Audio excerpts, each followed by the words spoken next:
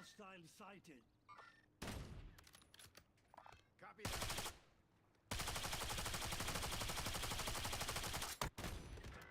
I'm reloading! Hostile there.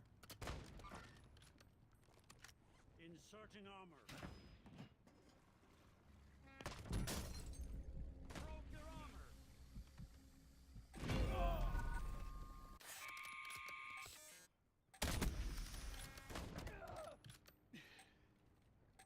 Vehicle marked. Waypoint set.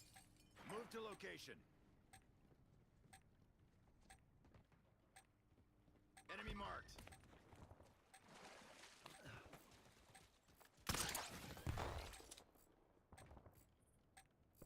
Inserting armor.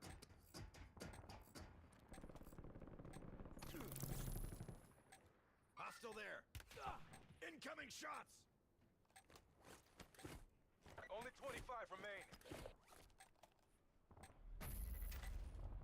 Incoming cradle bombs. Prepare for nearby contact fire. I'm back on station!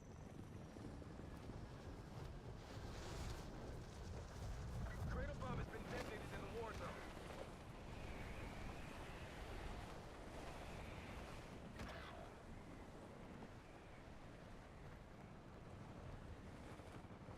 Viable guild shipment in the AO. Expect opposition.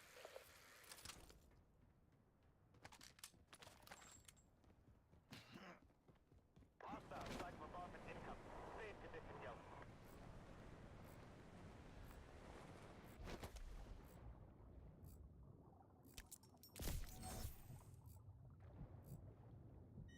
Circle is moving in. New safe zone located.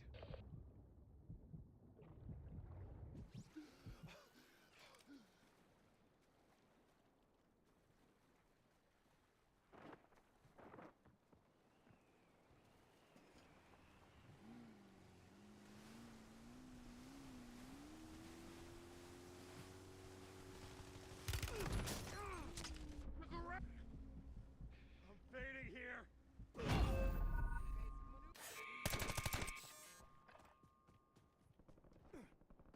Cradle bomb hazard decreasing. Sweep for supplies.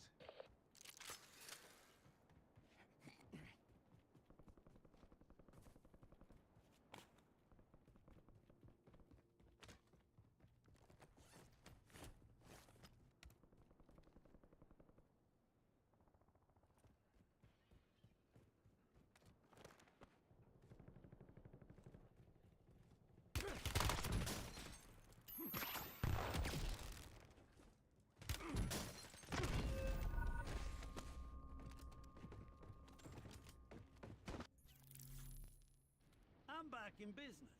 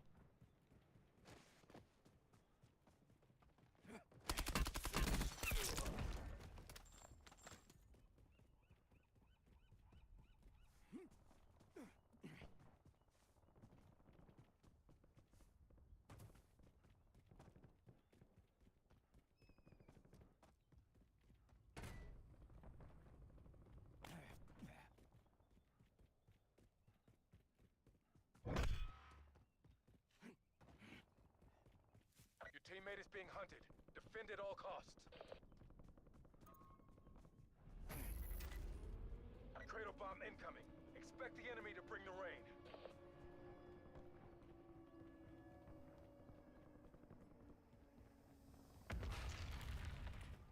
Detonated cradle bombs in an AO. Watch for chemical contamination. Capture the tower to redeploy your squad. Stay sharp.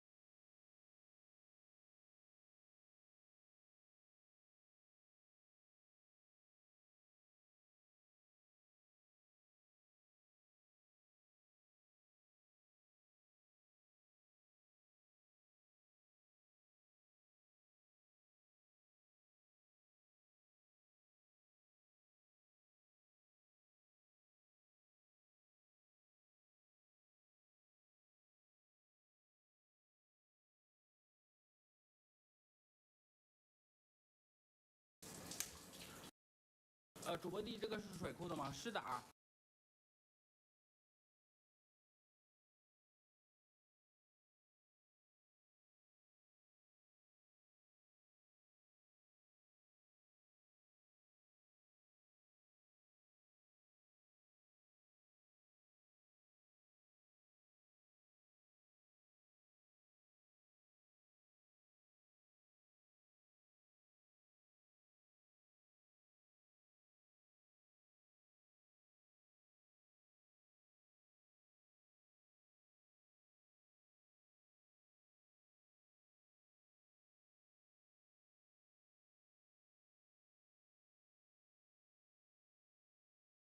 When we hit the pothole, I worried we'd be stranded for hours. And our lives would revolve around the pothole. Thanks to the Geico app, help arrived in under an hour. It feels good to get help fast. It feels good to Geico. Gird your loins. You got it, dude. Set your mind to rewind with throwbacks from Disney Plus and Hulu. Oh, snap, sweet niblets. Celebrate the good times. Picture this. Sicily. Sing to me, Paolo. Remember the best lines. You're nasty. You jump, I jump, Jack. Honey, you never looked better. Then, now, and always. The best. Nuclear war, out of control artificial intelligence, planet-decimating pandemics, asteroid strikes, superpowered gamma-ray bursts. There are many ways humanity could meet its end. And philosopher Nick Bostrom has been trying to list them all. Bostrom spends most nights alone in his office, working obsessively until the early morning. When he does sleep, he uses a bed near his desk. He almost always seems concerned, and maybe with good reason. For he has found one particular threat to humanity that is seemingly unavoidable. In 2003, Bostrom wrote a provocative paper with a potentially dire outlook for the human race that stated that either we all live in a simulation, or we're all doomed. The argument goes like this. To begin with, assume that intelligence and consciousness don't require a biological brain, that it might be possible to create a machine intelligence with hardware and silicon, rather than neurons and sodium ions. Assume also that as time goes on, our computing prowess grows ever more sophisticated, and that someday, far into the future, we could build a computer so powerful that it is capable of simulating the entire universe, up to and including the appearance of digital beings that are fully conscious, curious, and aware of their surroundings, but completely unaware that they live in a digital recreation. How many digital beings would exist? The number could be enormous. Today, there are roughly 8 billion people on Earth, which represents roughly 7% of all the humans that have ever lived since we first arose to consciousness 200,000 years ago. But compare that to the trillions upon trillions of digital creations that we have made in only half a century. And so once some intelligent species somewhere in the universe, whether us or somebody else, successfully builds a digital recreation of the cosmos, Bostrom argues there's no turning back. The number of simulated conscious beings will inevitably dwarf the number of organic brains. And by sheer weight of numbers, the chances that we are a simulation become nearly a certainty.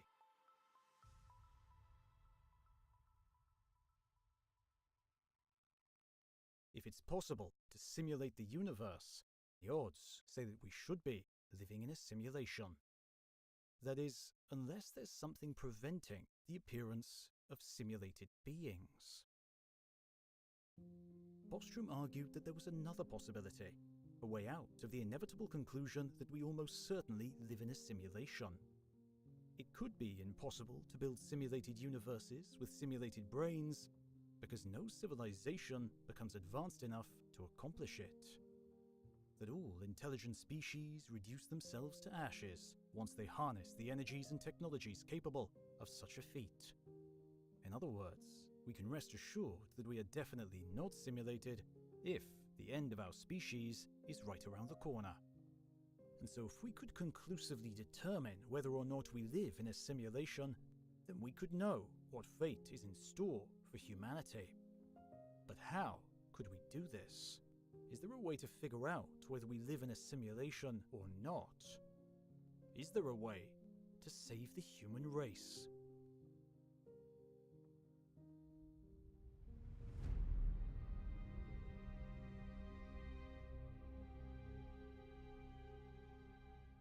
I've been living between Spain and England for more than 10 years. During that time, I've tried data roaming, or even multiple SIM cards to give me the best option to stay connected whilst I travel. Being caught without a way to communicate in the middle of deep Spain certainly isn't ideal. However, recently, I've tried Nomad eSIM.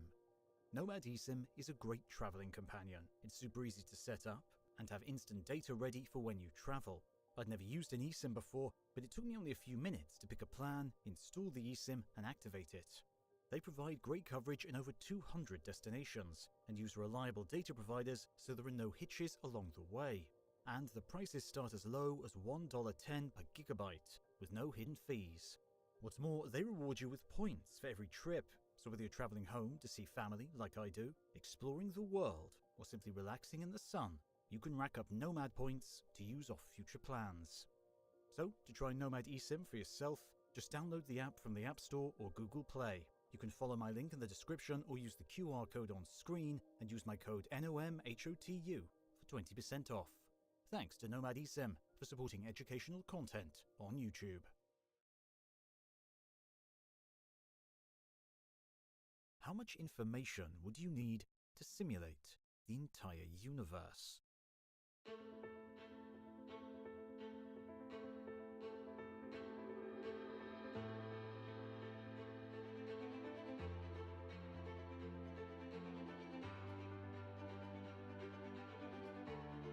Join us for Pit Stop Tonight.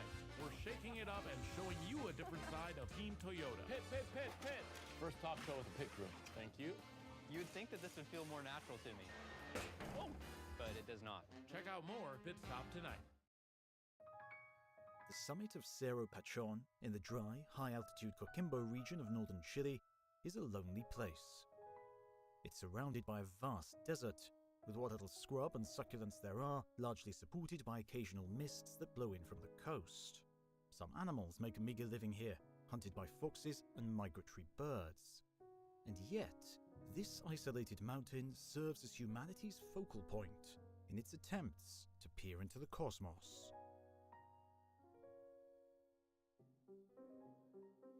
The Vera C. Rubin Observatory is not a normal telescope. At its heart sits a digital camera the size of a car with a resolution of 3,200 megapixels. And every single night, the telescope scans nearly the entire southern sky, producing roughly 20 terabytes of data.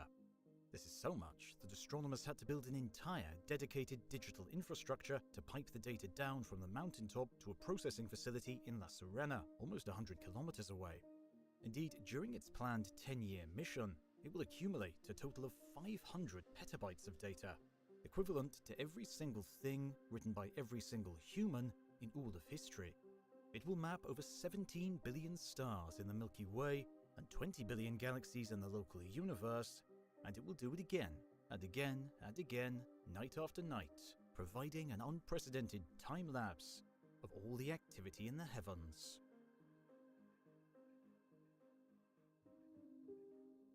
However, the Vera Rubin Observatory will barely scratch the surface of the sky.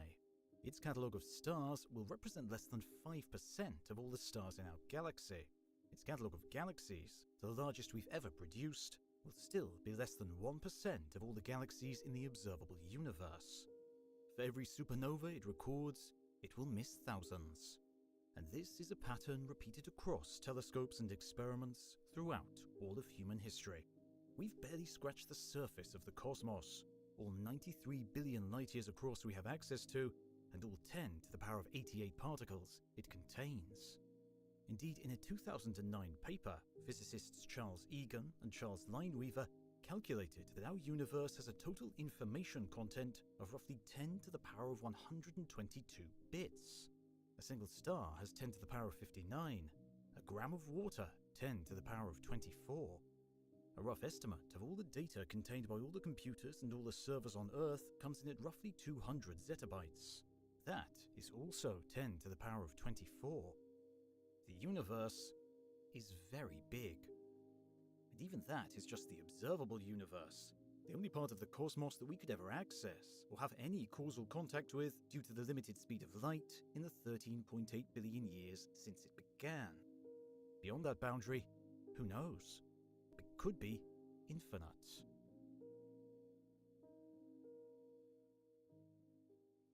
And yet, despite the relative paucity of information, we have learned much. We can trace the history of the universe all the way back to some of the earliest moments of the Big Bang. We can reconstruct the formation of the solar system and the lineage of life on Earth. We understand the mechanisms of the cell and the interaction of its molecules. We have traced the rules of quantum mechanics and the subatomic world. And so if we had the capacity, do we know enough about how the universe works to simulate everything in it? And so perhaps here lies the key. We have to work out if it's possible to create a one-to-one simulation of our universe, and hopefully, through that process, discover whether Bostrom's fears are founded, or if humanity can be saved.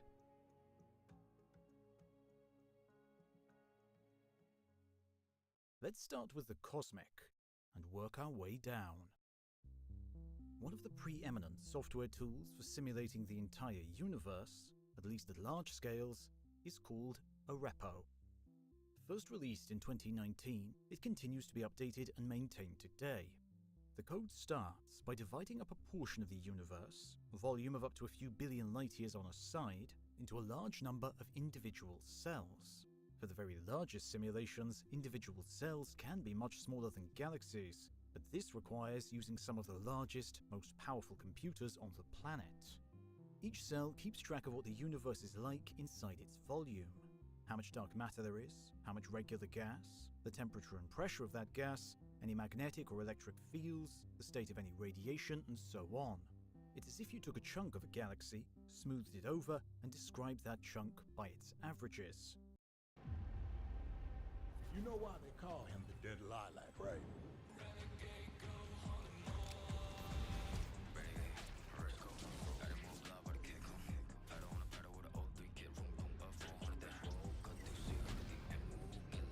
It's the purple flash you see before you die.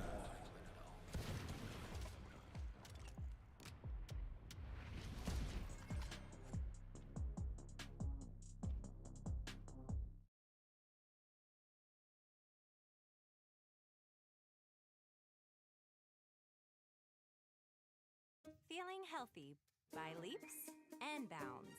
Making a dinner that makes their whole day. And giving your best friend the best nutrients for their best life. Science did that. The code can also estimate how many stars are inside that cell, if there are any supernova occurring, and if giant black holes happen to be belching out matter and radiation. Given a state of the universe, the code can then leap forward in time, using all the appropriate laws of physics to figure out what happens in the intervening millions of years. Dark matter shuttling around due to its gravity, gas collapsing and igniting into stars, galaxies approaching each other and merging together. And Arepo adapts, automatically assigning more and smaller subdivisions in the complex parts and freeing up memory in the empty parts. But for all their impressive power, cosmological simulations cannot simultaneously capture both the evolution of the universe and, for example, the dynamics of a single planet. For that, we must turn to another kind of simulation.